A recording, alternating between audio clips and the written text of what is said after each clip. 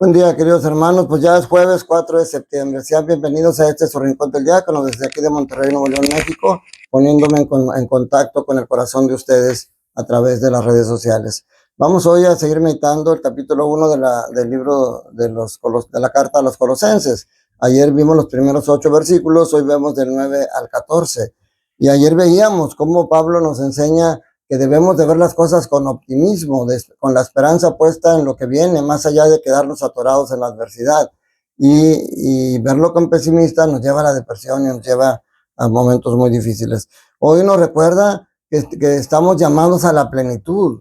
Dice, desde que recibimos noticias de ustedes, no hemos dejado de pedir incesantemente a Dios que los haga llegar a conocer con plenitud su voluntad por medio de la perfecta sabiduría y del conocimiento espiritual. Fíjense, primero, es importante eso. Estamos llamados a llegar a una plenitud, pero una plenitud, fíjense, comparando como Jesús, muchas veces compara el cuerpo, nuestro cuerpo nace frágil y va creciendo y madurando físicamente y también en conocimientos hasta llegar a la plenitud, que a lo mejor es alrededor de los 40, 50 años, cuando estás fuerte, cuando tienes toda la experiencia del mundo, y de ahí para el real a los 60, 70 empieza el declive. Pero la plenitud llega alrededor de los 40, 50 años, creo yo. Bueno, nuestra vida espiritual está llamada igual, también tiene que ir creciendo a través de la lectura de libros espirituales, a través de la palabra de Dios sobre todo, y de la asistencia a misa. Nuestra espiritualidad va creciendo, pero tiene que estar fomentada, como dice aquí, en la perfecta sabiduría y el conocimiento espiritual. O sea, a través de eso se llega a la plenitud. Y la sabiduría, no la inteligencia. Y el crecimiento espiritual, no el crecimiento científico, el conocimiento científico. O sea, porque el conocimiento científico y la inteligencia te lleva a hacer cosas malas. Miren, si se creó la bomba atómica, una persona muy inteligente puede organizar un plan perfecto para asaltar un banco, puede organizar un plan perfecto para llevar un asesinato y un crimen.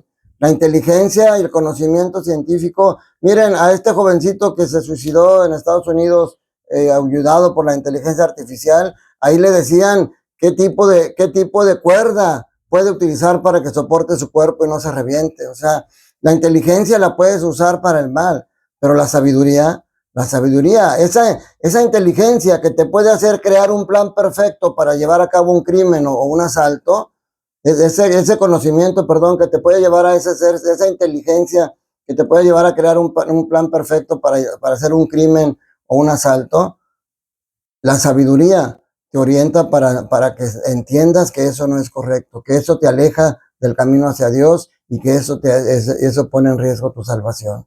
La inteligencia te puede llevar al éxito económico y material aquí en la tierra, pero la sabiduría te puede llevar a lo mismo, pero además te lleva en el camino al cielo, y a eso es lo que estamos destinados, mis hermanos. Y luego, lo que decíamos, ante los obstáculos, ¿cómo vamos a poder fortalecernos para poder seguir con esto? Pues aquí nos lo dice, fortalecernos con el poder que irradia de Cristo. Dice, crecer en el conocimiento de Dios, fortalecidos en todo aspecto por el poder que irradia de Él, y podremos resistir con toda alegría y constancia y dar gracias a Dios Padre. O sea, es solamente nuestras fuerzas, ya lo dijimos en días anteriores, el diablo es más fuerte que yo, pero no es más fuerte que Jesús. Y si yo me fortalezco con la fuerza de Jesús, con alegría y con esperanza, puedo vencer esas tentaciones del enemigo. ¿Y cómo me doy cuenta si voy por buen camino? ¿Cómo me doy cuenta si realmente voy avanzando en esa sabiduría y en ese conocimiento espiritual? Pues bueno, hay dos maneras. Primero, toda clase de buenas obras, dice aquí. Dice, con toda clase de buenas obras que podamos hacer. Esa es una manera. Checa tus obras, checa tus comportamientos, checa tu impacto en la gente. Si a ti te dicen la rotonda porque todo el mundo te ve y te saca la vuelta, pues entonces no vas por buen camino. Pero si la gente está con agrado contigo porque ve que irradias esa luz y esa alegría, estás dando buenos frutos y vas por buen camino. Y la otra, precisamente, la resistencia y la perseverancia que tengo ante los obstáculos. Si yo sigo cada vez cayéndome, cada vez que tengo una dificultad, me deprimo, cada vez que tengo, pues entonces necesito echarle más ganas en fortalecerme en ese Cristo Jesús, en ese poder que irradia de Cristo. Recordarnos cuando dice que somos un tesoro en vasijas de barro, que esa fuerza no viene de nosotros, sino de Cristo. Eso nos tiene que ayudar después de conocer si vamos o no por buen camino. Y luego lo que nos dice al final es algo muy, muy hermoso y que siempre lo tenemos que tener en cuenta. Dice, Él, o sea, Dios, nos ha liberado del poder de las tinieblas y nos ha trasladado al reino de su Hijo amado, por cuya sangre recibimos la redención, esto es, el perdón de los pecados. Y eso es hermoso porque eso lo seguimos teniendo obviamente a nuestro alcance. Su sangre nos dio la redención, pero hoy a través del sacramento del perdón, de la reconciliación, sigue porque sabe que somos frágiles y que seguimos cayendo, pero hoy con ese sacramento nos ayuda a seguir adelante. El Evangelio según San Lucas, capítulo 5, versículos del 1 al 11. Fíjense qué interesante porque como sucede siempre cuando leemos el Evangelio, a veces decimos, bueno, ¿y ahora de qué predico? Esto ya lo hemos hablado mucho, pero el Espíritu Santo te va iluminando para que veas nuevas maneras, para que veas nuevas enseñanzas aquí. Y la verdad es que antes yo no lo había aterrizado esto en lo que hacemos cuando vamos a misa. Y hoy me vino esa iluminación. Dice, en aquel tiempo Jesús estaba a las orillas del lago de Genezaret y la gente se agolpaba en torno suyo para oír la palabra de Dios. Se agolpaba en torno suyo. Nosotros nos reunimos en torno del altar y del ambón para escuchar también la palabra de Dios cuando vamos a misa. El problema es que a veces no la escuchamos, nada más la oímos y no la ponemos en práctica. Y miren, Pedro nos enseña. Pedro dice aquí que estaba predicando, pero era tanta la gente que, y estando parado al mismo nivel se batalla. Entonces cuando ve que llega Pedro con los demás, o que estaba Pedro junto con los demás ya limpiando la barca y escuchando a Jesús, entonces Jesús se sube a la barca de Simón Pedro y ya estando en alto continúa predicando para que todos escuchen. Y cuando termina de predicar, dice aquí, cuando terminó de hablar, le dijo a Simón, lleva la barca mar adentro y echen las redes a pescar. Fíjense, es bien interesante. Después de estar nosotros por eso cuando terminamos la misa, una manera de despedir a la gente es, vayamos a cumplir o a vivir lo que aquí hemos celebrado, porque la misa nos da la fortaleza para la vida diaria. Y entonces aquí, Pedro junto con los demás estuvo escuchando la palabra de Dios y ahora tiene oportunidad de ponerla en práctica. Porque fíjese, dice, cuando Jesús les dice, lleva la barca mar adentro y echen sus redes para pescar, Simón replicó, maestro, hemos trabajado toda la noche y no hemos pescado nada, pero confiando en tu palabra, echaré las redes. Eso es lo que tenemos que hacer en nuestra vida. Estoy enfrentando una dificultad, estoy enfrentando una tentación, pero confiando en la palabra que escuché en la misa, confiando en la palabra que veo en la Biblia, voy a echar las redes, voy a defenderme de este enemigo, voy a salir adelante de esta dificultad. Ese es el complemento que a veces hay un divorcio entre la liturgia y la vida diaria. Porque la liturgia, por eso dice el padre Ernesto María Caro, que uno de los formadores en el seminario les decía que en la entrada de todas las iglesias, hay un escalón mágico en la entrada.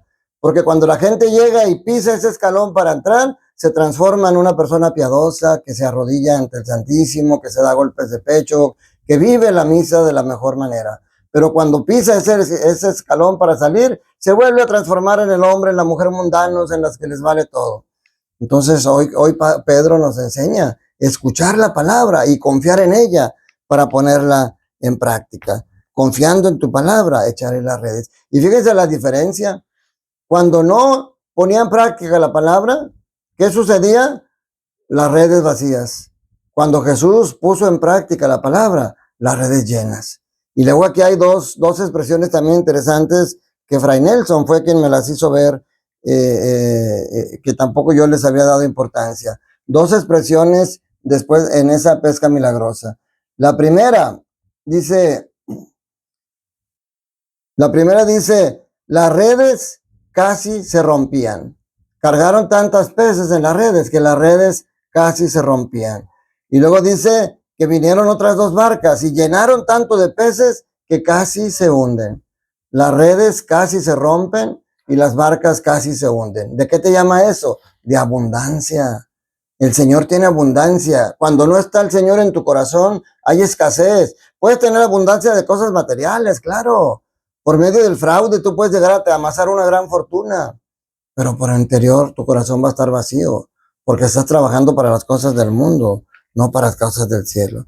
Resulta la abundancia, con Cristo hay abundancia, sin Cristo hay escasez.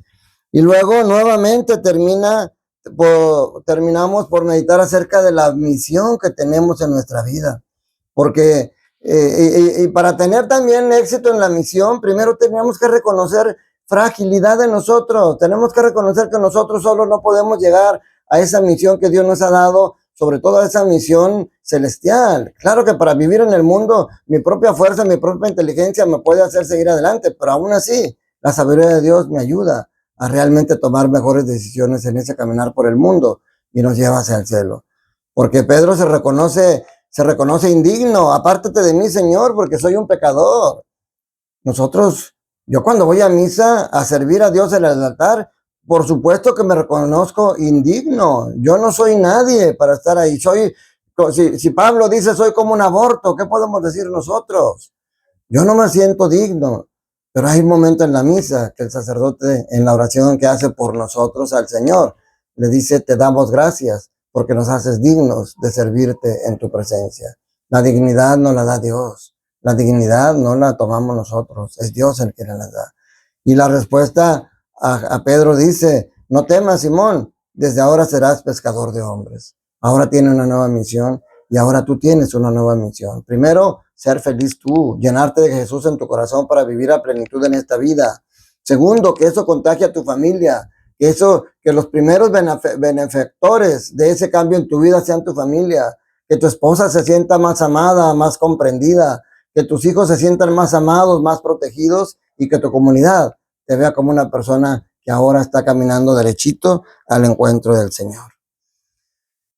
Gracias por su compañía, mis hermanos, gracias por su confianza y juntos vamos a seguir meditando la palabra de Dios para crecer en el conocimiento espiritual y en el amor de Dios que transforme nuestras vidas.